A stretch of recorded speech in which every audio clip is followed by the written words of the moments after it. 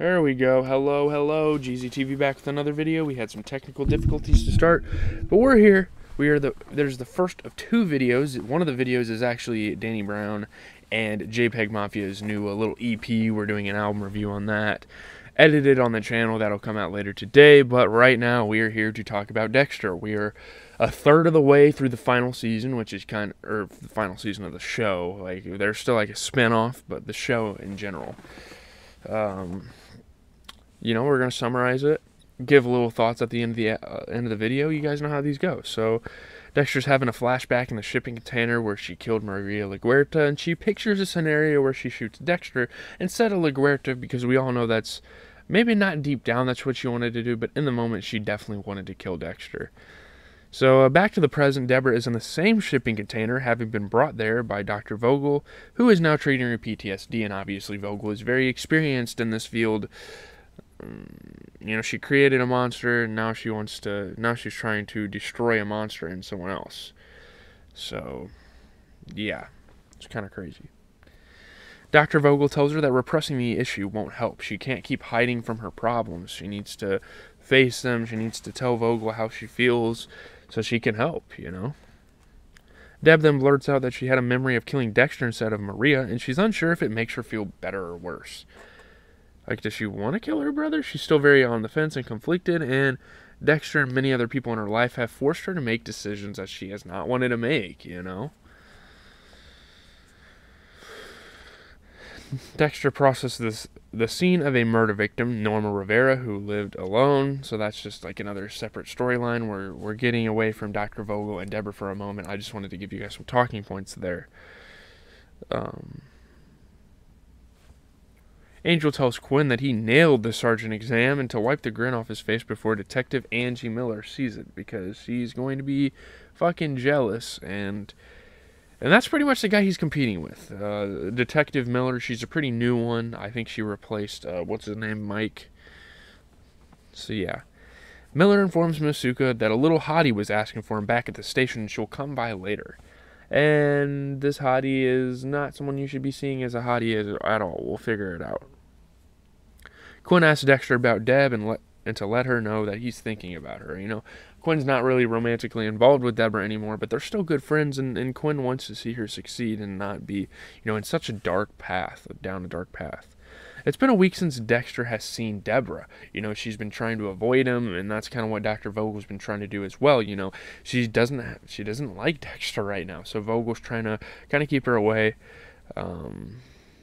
He's the focus of her pain, and until that gets erased, he's going to have to stay away. Dr. Vogel asks Dexter if he's had luck finding the brain surgeon. He shows up to like their little therapy session, even though he's not supposed to be there. Yeah. His next target is AJ Yates. Dexter stalking Yates at a workshop, kind of vetting him out, making sure he's not up to anything fucked up. And you can see like the scar on the side of his head. When Yates removes his hat, Dexter spots a strange scar on the back of his head, and it's just like how the brain surgeon would kill his victims. So, yeah. Maybe it's one of Vogel's unconventional methods she was talking about. Deborah's staying at Dr. Vogel's house to prevent her use of alcohol and drugs, which Vogel says were keeping her numb, making the symptoms of her PTSD worse. Those are like outlets for her to hide from this PTSD, but she needs to face it and get it out of her life. Dr. Vogel tells Deb that Harry also wrestled with doubts regarding Dexter. She's showing videos of Harry recounting like how they created Dexter as a monster, and she needs to know this by now, because she knows Dexter's a killer, but now she needs to know everything Dexter knows so she can understand. And once she realizes that they've pretty much been manipulating Dexter this entire time to be a fucking killer and to like not solve his problems, then it's going to become very clear to her. She might even come to an understanding a little bit for him. Dr. Vogel tries to convince Deb that Harry did not make a mistake in saving Dexter's life. He didn't make a mistake in saving Dexter's life. That's not really the point here. He made a mistake in egging him on and encouraging him damn near to do this. Dexter rings Dr. Vogel's doorbell to ask her about the scars, on Yates' head. Like, why the fuck is that there? That seems a little suspicious. You know, they talk outside. There was a lesion in his brain. She recommended it to be removed. It would stop his behavior. And, yeah. Dr. Vogel then asked Dexter why he's really there, since he could have phoned about the scar. You know, he's really worried about Deborah. He's really starting to get stressed out that she's not going to want to be in his life anymore. And that's something Dexter just can't have. Like, he loves his sister way too much for that to happen. You know? Yates' van is gone, so Dexter breaks into his house. He figures, oh, the van's gone, he's not there. But there's security cameras, and Yates is hiding down in his little cellar there. He has a taser. He's going to go to attack Dexter, but he hears his former psychiatrist on the other end and realizes what the hell this is. Dexter tells Dr. Vogel that high heels are a far cry from brains, and she suggests that he may have altered his MO. Dexter pulls partial prints from the shoes to run through the database for missing persons and homicide victims. After hanging up, Dexter hears a floor creak but sees no one, so obviously this alarms him. Dexter's a very careful guy. He's very meticulous how he does things. Yeah. Behind Yates, a blonde woman is being held captive as he returns to his basement. Obviously, I mean, he's a killer. He's going to keep going after victims, even if someone's on his ass. Dexter arrives home to find a friendly, unknown woman standing in his kitchen. Cassie is a friend of Jamie Batista, and she lives nearby. So, yeah, she seems like kind of attracted to Dexter. I don't know how fucking old she is and whatnot, but yeah. Jamie and Quinn are at Papa's cafe, kind of celebrating, and everyone's congratulating him on passing the sergeant exam. You know, Quinn overhears people like talking shit on Deborah. They get in a fight, blah blah blah. Later that night, Jamie deliberately inflicts pain on Quinn by pushing on his ribs during sex. She kind of apologizes, and yeah. At breakfast, Harrison asks Jamie for 2 pancakes, one for him and one for Dan, his invisible pet elephant. You know, obviously that's kind of a part of childhood, you know. At least he's living somewhat of a normal life. I mean, I know that's not really that important of a thing to mention on video, but it is in some way. You know, obviously, Jamie tells Dexter that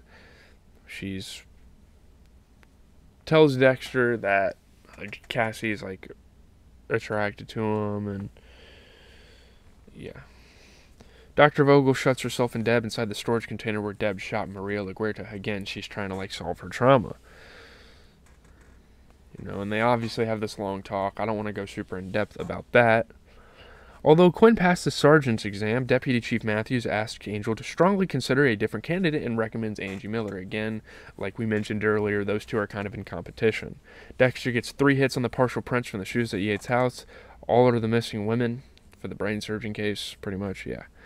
The Norma Rivera murder is discussed at a briefing.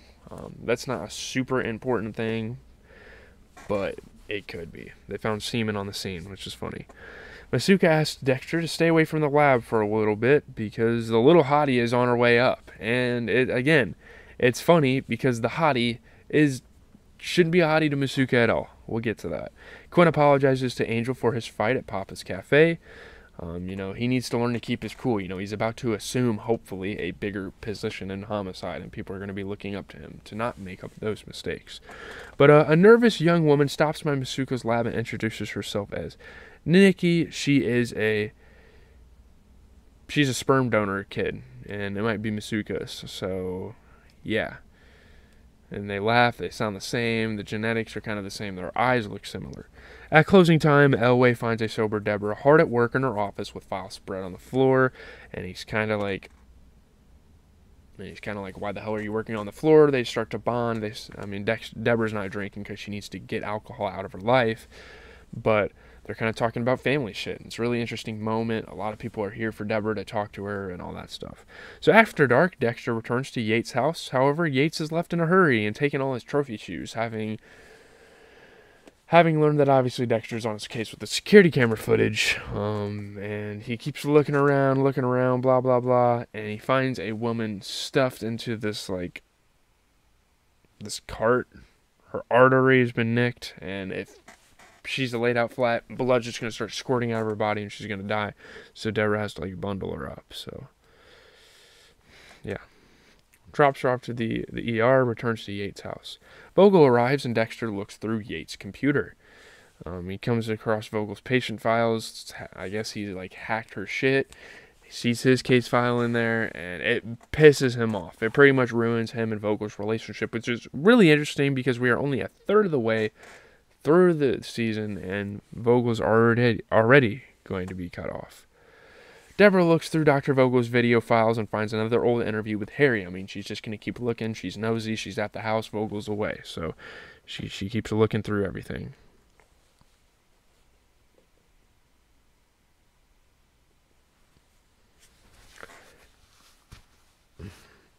Yates receives a call and is told that his father's heart is failing, so he should come quickly, and that's Dexter fooling him into coming to the nursing home so he could try to strike him with some M99.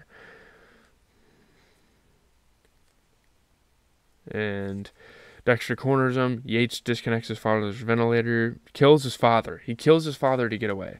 As Dexter is driving, he ignores a phone call from Dr. Vogel. He's done with her shit, man. Like, she's using him. Angel asks Dexter to run the blood on the clothes of a stabbing victim. Janet Thornton, the woman Dexter found at Yates' place.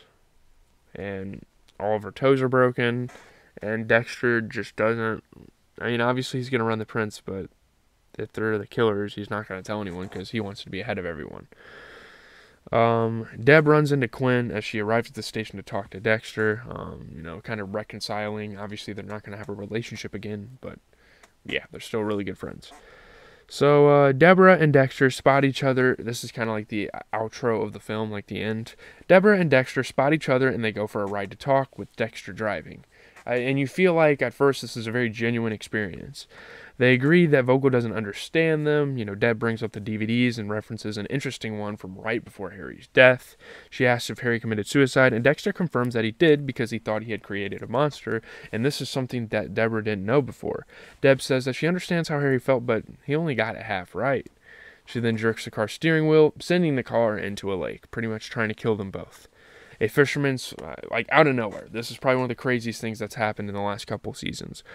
A fisherman swims out and saves Deborah, leaving Dexter unconscious in the car. From the bank, Deborah watches the car sink, but suddenly jumps back into the water and brings Dexter to safety. She just cannot witness her brother die, and this shows that, and this is very important because obviously Deborah shows that she still has genuine feelings for her brother. So they're, not romantically, maybe sometimes, but yeah. Leave a like, comment, subscribe. I gotta go. I'm getting out of here real quick. I'm gonna go eat some lunch, go watch The Walking Dead, edit that video for you guys, but I might be on stream later. We're watching, me and my cousin Logan and my dad, I think, are going to be watching the Insidious movie so we can review that on the channel tomorrow. Really excited. I'm caught up on the series. On stream last night, I actually watched, a timeline. So if you want to go back and watch the VOD, we did all sorts of shit. We've been doing, 6-hour streams the last couple of nights. It's been really fucking fun. I guess I have time to talk about this a little more. Yeah, this episode was pretty fucking good. It really opens up a lot of things. I don't know how Dexter's going to react to what Deborah did. Obviously, Deborah's kind of out of that phase of, looking to confess. And at this point, she's just trying to understand why the hell Dexter is what he is still.